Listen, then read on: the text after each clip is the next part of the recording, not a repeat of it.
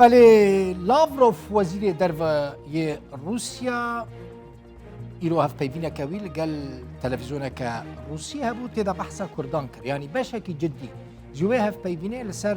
کردین روش آوای کردستانه بود گوت دوان دمین داویدا گلک شاندین کردان تین موسکو و دچن لی بقاسی که من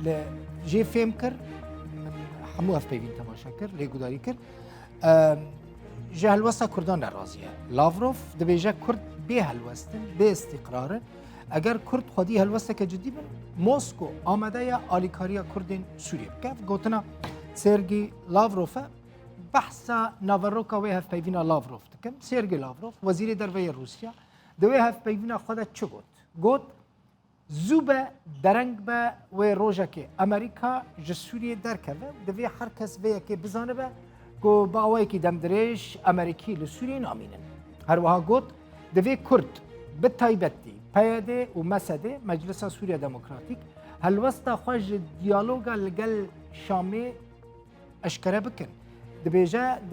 حتی نه هلوستا کردان ندیاره به تایبتی درباره هبونو یعنی درباره دیالوگا لگل حکومت سوریه هر وها گوت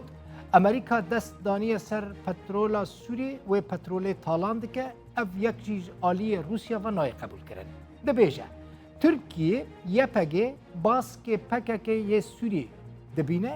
و دچاوه ترکیه دا یپگه تروریسته اوجی و یکی دیدگین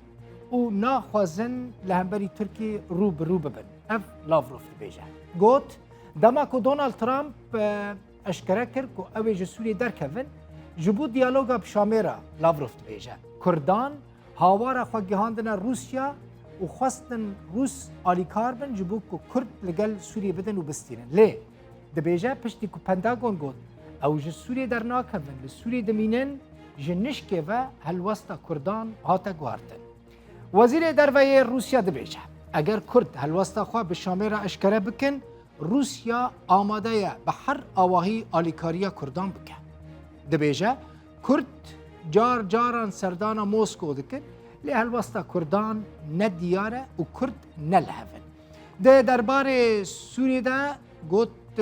دیالوگه که سربازی ده نوبر وان و امریکیان ده هیا جبو که لسر آخا سوریه هیزن روسی و امریکی نین همبری هفت